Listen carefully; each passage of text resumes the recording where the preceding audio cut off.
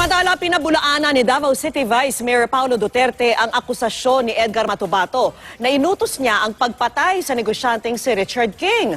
Wala raw panahon ang vice-alkalde para patulan ang testimonya ng anyay isang baliw. Nakatutok si Tina Pangliban Perez. Halos 3 linggo ring nakalive si Davao City Vice Mayor Paulo Duterte. At sa kanyang pagbabalik sa City Council, hindi siya tinantanan ng media sa reaksyon niya sa testimonya ni Edgar Matubato, ang umaming hitman ng umano'y Davao Death Squad. Mariing itinanggi ng anak ni Pangulong Duterte na gumamit siya ng droga at pinapatay ang negosyanteng si Richard King noong taong 2014. Never in my life nga nanugo ko mong papatayag tao. Kung naamang ko'y kalagot sa isa ka tao, ako mismo mukulata niya, kabalo mo anak mga taga Davao. Di ko manugo sa ako ang mga problema sa kinabuhi. Sabi ng vice-alkalde, hindi niya personal nakakilala si King. Pero may plano raw sila magkita noon ni King para sa isang business meeting. Hindi na raw yun natuloy dahil sa pinatay na si King. Nato'y mga middleman sa una nga gusto si Richard King makigstorya sa ako because naasay mga rescue equipments na ipakita sa ako para sa 911 sa Davao City. Pero wag yun na nahitabo. He even invited me to Boracay para dito niya ma-demonstrate to iyahang mga watercraft, no? So wala yun na mahitabo kay tungod na matay man siya. Wala rin daw bodyguard si Vice Mayor Duterte noong bata pa. Kung meron man daw siyang security escort, hindi isa rito si Matubato. So whatever ginasulti ni Matubato, and to tell you frankly, Mr. Matubato, I don't know you. Bisag mag-atbangay tanduha karon dayon. Basig imuha ng anak ang imuhang ginasulti diha sa Senado. Tumanggi ang Vice Mayor na pumunta sa Senate hearing dahil hearsay lang anya at walang ebidensya ang mga paratang sa kanya ni Matubato. Kung siya umano ang magbubulgar na mga nalalaman, may isang senador umanong nagko-cocaine at sinisiguro niyang makakakuha ng ebidensya. Kaya kung ako'y makahimog ebidensya ninyo, I'll see to it na kung ako mo-akusa ninyo, narabay senador diha, naga-cocaine, o ako'y makakuhang ebidensya nimo, igawas ko yun na. Tininuod ta na storya. Nagkausap na rin daw sila ng kanyang ama hinggil sa testimonya ni Matubato at wala raw siyang planong kasuhan si Matubato. I don't have the time para atubangon na inyohang mga gipambuhat. O kabalugon sa siya, buang na. Tina Pangliban Perez, Nakatutok, 24 Oras. Inamo ni Senador Antonio Trillanes si Vice Mayor Paulo Duterte ng Davao na sumailalim sa drug test kasabay niya at ng ilang senador. Itong naging reaksyon ni Trillanes sa pahayag ng presidential son na mayroong senador na lulong sa cocaine. Ayon kay Trillanes, dapat din ay pangalanan ni Vice Mayor Duterte ang kanyang tinutukoy. Nakakasiguro raw siya na hindi siya ito. Wala rin umano siyang alam na mga senador na adik. Handa raw ang senador na sumailalim hindi lang sa urine test kundi sa blood test na rin. Na kung ako mo-akusa ninyo, narabay senador diha, naga-cocaine, o ako'y makakuhang ebidensya nimo, igawas ko yun na. Dapat same standard. Kung mag-a-accuse siya, di sabay-sabay. Di ba? Oo, tsaka hindi yung urine lang, blood. Talaga. Huwag na tayong mag-blind item, di ba? If he is sure about his information, then, sabihin mo, di ba? Si Senate President Coco Pimentel naman tumangging magbigay ng reaksyon. Mauubos lamang daw ang oras ng mga senador sa mga pagpatol sa mga isyong tulad nito.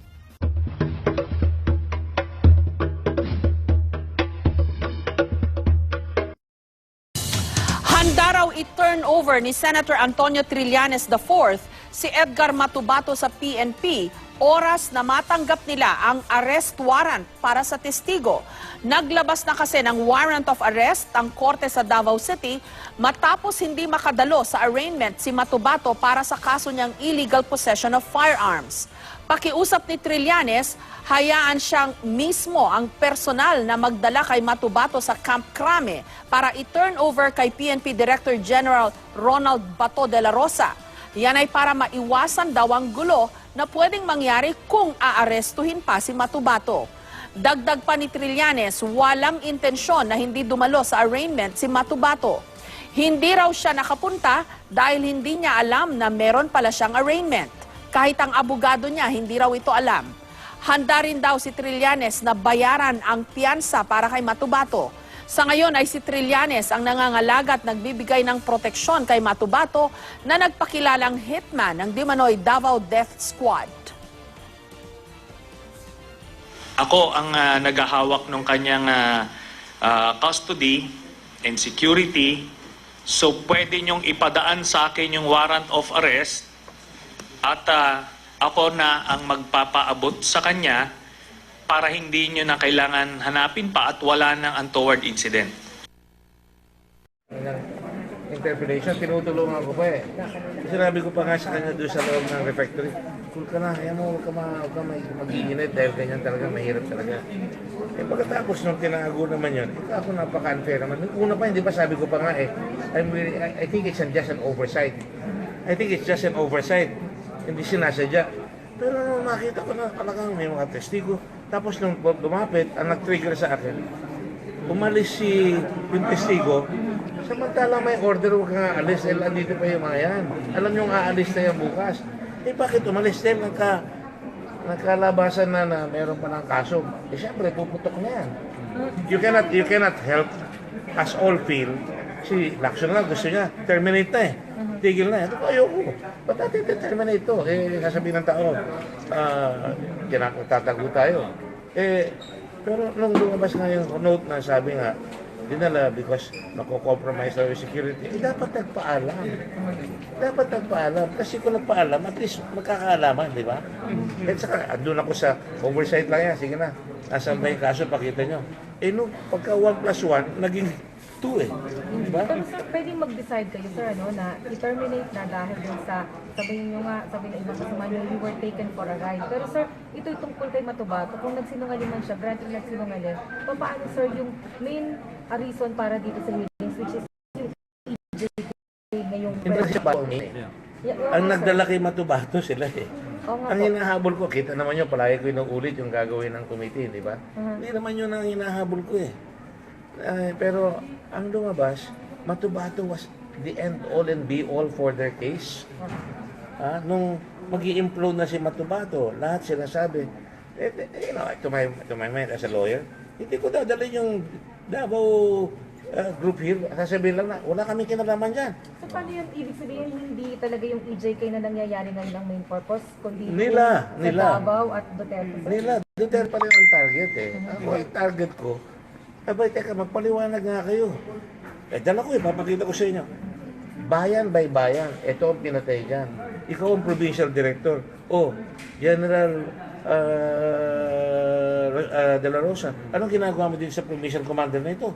Hindi siya gumagawa ng kanyang trabaho. Di ba? Doon dapat tayo pupunta para matigil, para mahinahon ang tao. Eh kung hindi yun ang pakay natin, eh ba't tayo nag-iimbestiga? So sa tingin niyo po, Senator, may ibang agenda talaga? Ang agenda talaga si Duterte. Ang problema naman doon sa presidente natin, napipikon siya.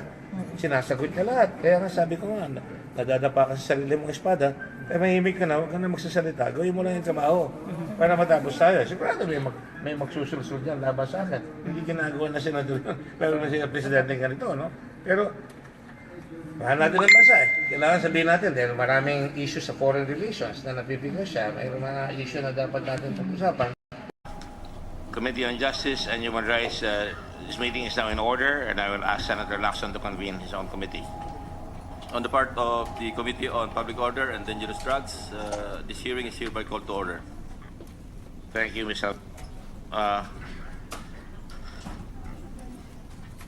We call to order the hearing today on the Committee on Justice and Human Rights jointly with the Committee on Public Order and Dangerous Drugs after having suspended the hearing last 22nd September.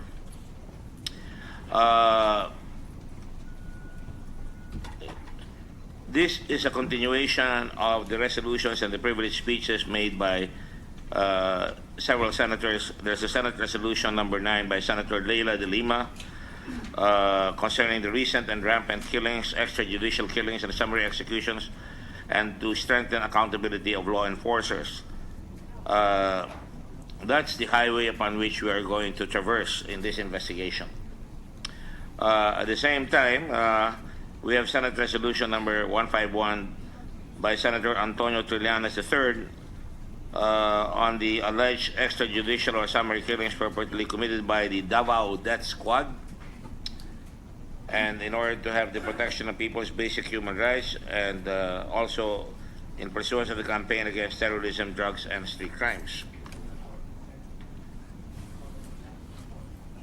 Oh, the fourth. I'm sorry. You mean there are four of you?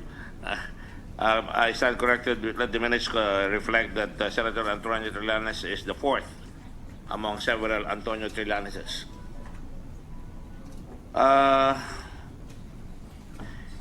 In as much as I am told by the committee secretariat that, and because of the motion made by Senator Leila de Lima, the Davao police are here. And these are the people that have been mentioned in various occasions by different sources, including the senators and including one witness here. We're happy that they have arrived, and let me just acknowledge some of the personalities here that have arrived, and we thank them. Good morning to everyone. First and foremost, the General De La Rosa, Ronald De La Rosa, and General Eleuterio of IAS, Internal Affairs. Is he here? Yes. And of course, Undersecretary Cui. I'm sorry, I should have acknowledged you first. Civilian authority being supreme over the police and the military. Undersecretary of Local Government, and of course, Director La Peñas of the Dangerous Drugs Law, Dangerous Drugs Board, and of course, PIDEA. I'm sorry, PIDEA, and Director Dante Gueran at the National Bureau of Investigation, Director. We also have Police Chief Superintendent Manuel Garlan of Davao, and of course, thank you again to Chief Superintendent Marquez, Augusto Marquez Jr., and also Bartolome Ricardo, Superintendent Bartolome Ricardo of the Philippine Army. And there will be other witnesses that will come over again. But before we call in the witnesses, those of you who have not taken your oaths, will you please stand up so that we can administer the oath? Comsec. Please raise your right hand. Do you solemnly swear to tell the truth, the whole truth, and nothing but the truth in the inquiry? You may sit down. Thank you. Let it be reflected that Colonel Bacardo and Police Chief Superintendent Manuel Garlan have taken their oaths of office. Not their oaths of office, but their oath here.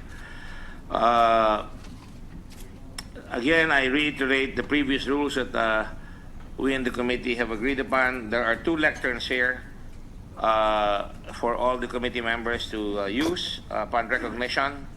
The chair will give wide latitude to the questions given. You have 10 minutes to ask your questions, but the answers, we will give more than 10 minutes. It will not be counted. The answers will not be counted on your time, so that there is wide latitude.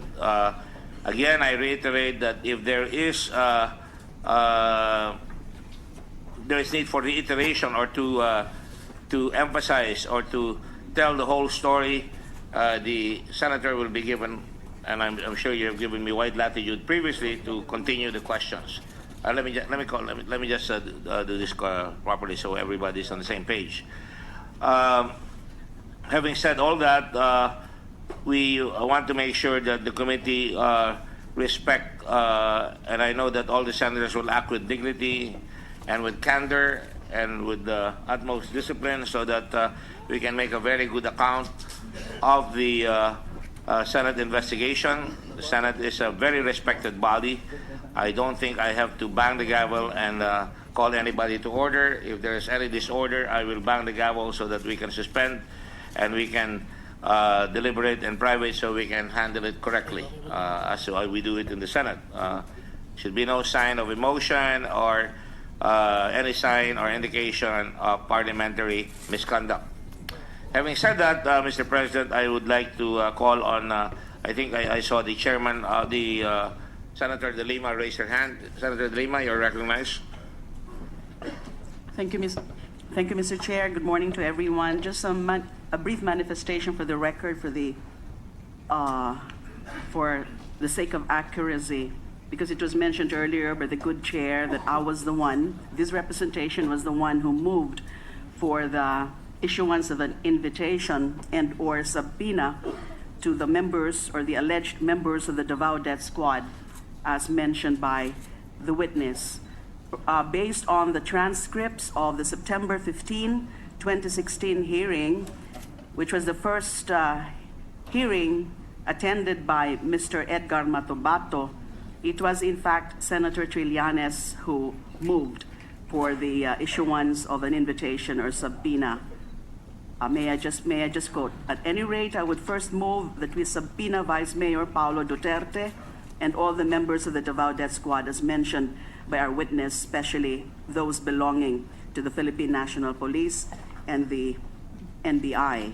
And I just reiterated that motion during the last hearing of September 22. I just invited the attention of the body as to the invitation as requested by somebody else. So it turns out that it was, in fact, Senator Trillanes and not this representation who asked for such invitation. Thank you. Mr. Chair, may I also make a manifestation? Let me just address the manifestation made by Senator De Lima. I think I was very clear that all these witnesses were invited by virtue of the privileged speeches as well, which contain your motions. So I think I will stand by my previous remarks. I also want to make sure that when we call these witnesses, this is also by virtue of the resolution made by Senator Trillanes. Now, on the motion, is that which you say is a reiteration that was never carried last time because I think there was an objection by Senator Subiri.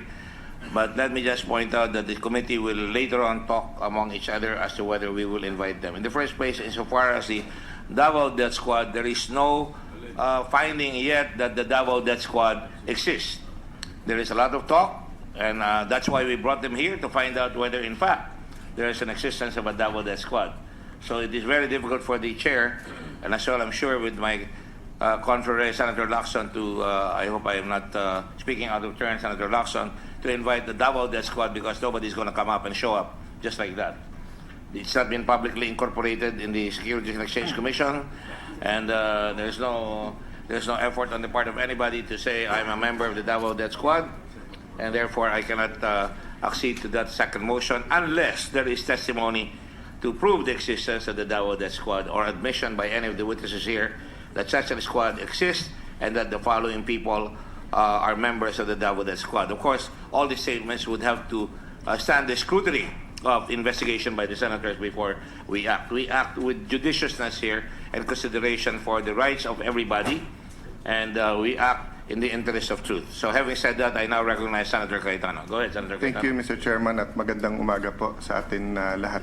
Sir Chairman, you actually already stated what I wanted to manifest, that we are inviting people who have been mentioned.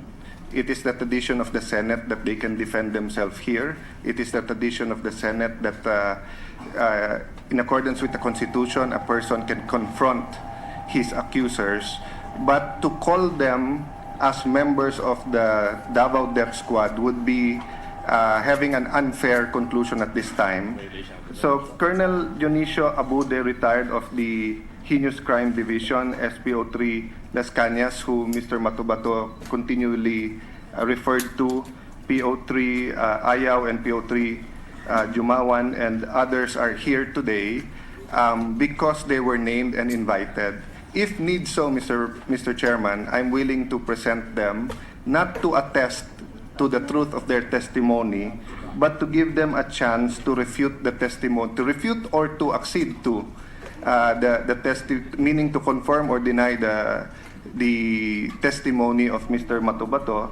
And lastly, Mr. President, as I have mentioned at the start of the hearing, The Duterte administration campaign against drug is not a campaign to kill people indiscriminately, not to get rid of criminals extrajudicially, but is a campaign to save the nation and save the generations from drugs.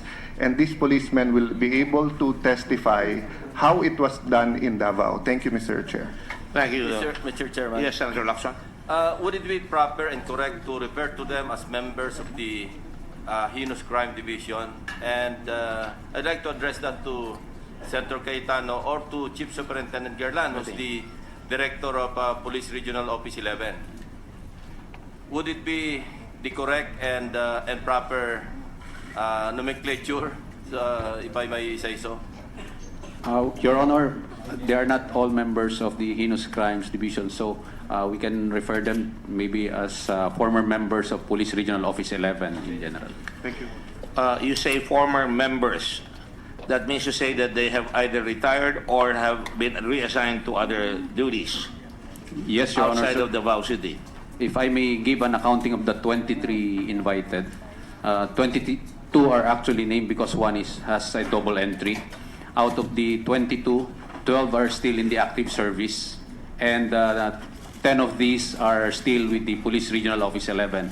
One is with the PSPG, and one is with the Aviation Security Group, and 10 have already retired, Your Honor. So, in effect, how many are going to be presented here today? We have 16 present, including 4 of the retired personnel, sir. So 4 have retired, and of the 12, they are still in Davao or have been reassigned elsewhere? 10 out of the 12 still in the active service are in Davao, but they are present today, sir. Thank you. All right, so that is very clear. These are policemen that have been assigned in various occasions, either in the Heinous Crimes Division or in other positions, and some of them have retired and some of them are still on duty, not necessarily with the Heinous Crimes Division. Having said that, in response to Senator Cayetano, I will give him the proper time, not necessarily as a presenter of the witness. In fact, one of the things that was worrying both Senator Lacson and myself, sino ba ang magpipresenta sa witness dito? Because ang nag-imbita ay sila Senator De Lima. Hindi naman nag-imbita, ang reference namin ay yung motion at saka yung privilege speech. Kaya kung hindi nila gagawin yon, I suppose kailangan isalang natin ang testigo at magtatanong tayong lahat ngayong araw na ito. At kung makakatulong si Senator Cayetano, kung gusto niyang mag-clarify or he may have some information that we don't have, I will give him wide latitude. Okay? Having said that, we shall now proceed to the hearing per se. I want to remind the COMSEC, because I asked him earlier that there were requests for pending documents, pending requests for documents. I want to know from him if those documents have all been submitted. Yes, sir. Can you please go to the microphone? But I would want to have a senator say, we requested and that they were ignored. Yes, sir. These documents have been submitted already. We have marked the documents annexes A to L. All right, and these documents are available for every senator Yes, to produce, for- and they will be distributed accordingly. Is that correct? Yes, sir. And they have not been distributed right now. Yet. Sir, What is yes? Sir, we're working on. What is of the yes? others. Have you distributed them or not? Not yet. We're depending on the request of the senator, sir, because we have problems with the manpower and the facilities. I and the don't think we equipment. have problems with the manpower. It's just a question of your execution of this. The Senate President has given me latitude to, for you to ask other members of other employees here in the Senate for you to be assisted, because I raised that point, because there are voluminous documents. So please make do. Yes, Indeed. sir. Yes, sir. We'll do that. All right, thank you. I will expect that in fairness to the senators, that they all are given the necessary documents that have been asked for, so that they can produce and study them and be the basis for questions and judgment. Having said that, we shall call our witnesses now. Is that okay with everybody? Are there any questions? Who shall we call first? Senator Cayetano, I heard you say a certain colonel in charge of the Heinous Crime Division. Or maybe I should ask Chief Superintendent Garland. Sir, may we request that former Senior Superintendent Abude be the first to present. Chief Superintendent Apulit, Police Senior Superintendent Abude, sir. active duty, Retired already, sir. retired. Abude, A-B-U-D-E. In Bisaya, it used to be Abode. It became Abude. Yes, sir. All right, thank you. Abude. Committee Sec, please call the witness here and should they sit up front here. You notice while we were waiting for him that we placed a special podium for the special table for the witness so that nobody can say that he's being coached. Colonel Abude? Sergeant at Arms? I would require that a lawyer be provided him. If he has brought a lawyer, that would be appreciated if he would he would present himself. And Mr. Chairman, yes, Senator Trillanes, while we're waiting. based on the agreement last hearing, the witness, Mr. Edgar Matobato, was supposed to identify the other officers. We will come to that. We're not at that moment. If you will recall, there was no agreement. I merely said I did not dismiss him. Precisely, I did not dismiss him just in case we will lead him. When the proper time comes, if you request, after testimony has been made, that would be more timely than now. Well, if we're going to introduce these officers one by one, then that would preempt the whole thing, Mr. Chairman. Mr. I believe Chairman. it would be proper for him to identify these officers first, again as another test of credibility. Then we can make them present whatever they want Mr. to Chairman, present. I may help. Yes, go ahead. Mr. Chairman, before the hearing started, I asked if they have a lawyer, and I asked the lawyer about certain stipulations, and he said they're willing to stipulate that they know Mr. Matubato and Mr. Matubato knows them. So that will do away with the identification because they're willing to admit that. But I'd rather they say it themselves once they get there. The request is just that they be given the opportunity to testify freely before they're confronted, just because there were 3 previous hearings wherein their names was continuously battered, Mr. Chairman. Thank you, Mr. Senator Cayetano. You will recall that both the chairman of these committees talked about an executive session so that they can have a lineup. In fact, I asked Senator Lacson, and he graciously accepted at that time that the witness be there at the lineup. But in fairness to the policemen, we wanted that so that they would not be unnecessarily ridiculed or their families could be, put to embarrassment. These are people who serve, and as far as I'm concerned, the general rule is that they do their duty. They're given that latitude. So having said that, anyway, all these people have been mentioned. The names that you have invited have been mentioned, and if they have not been mentioned, then you can call the attention of the chair. And if we need to identify to let him be identified, then you can the chair will entertain a motion at that time. Okay. Well, Mr. Chairman, anyway, the suggestion came from the chair, and I was just reminding. Yes, but if now Senator Cayetano is saying that yung mga na-identify ni Mr. Matubato na mga PNP officers ay umaamin na kilala nila si Mr. Matubato, and that would do away with the identification process, and I would be satisfied by that. Pero sinasabi ko lang, Mr. Chairman, na when this idea was proposed, it was supposed to be a test of the credibility of Mr. Matubato. Ngayon, kung inaamin na ng mga police mismo, we should be fair enough to say na nagsasabi ng totoo si Mr. Matubato, Mr. Chairman. Please do not put the cart before the horse. Well, no, at least as far as the identification the chair of would like to request Senator Trillanes not to make conclusions because that's why we have an investigation here. But there is a stipulation, Mr. Chairman, at least as far as the identification of the officers are In concerned. point of law, when a stipulation is made, that is to save time. Yes. It is not supposed to prove the case. No. I was not talking about the case, Mr. Chairman. I was talking about the identification. Kasi sinasabi yon na papuntahin natin yung mga pulis para kung ma-identify as a test of credibility. Well, Ngayon kung inaamin na, then we should also be man enough to say that as far as that is concerned, then nagsasabi ng totoo si Mr. Matubato. I will cut this conversation right away. There is no need for it. The proper time to ask the witness is that, are you the same person referred to by Mr. Matubato? And I will suggest that you ask that question and I will give you that right to do so. Pag humarap yung testigo dyan, tanay mo, ikaw ba yung sinasabi ni Matubato? Pag sinabi niyang oo, it doesn't prove anything except that the man exists. Tandaan natin, Davao yan. Magkakakilala lahat yan. Kilala ng mga pulis yung mga hoodlum, kilala yung mga testigo.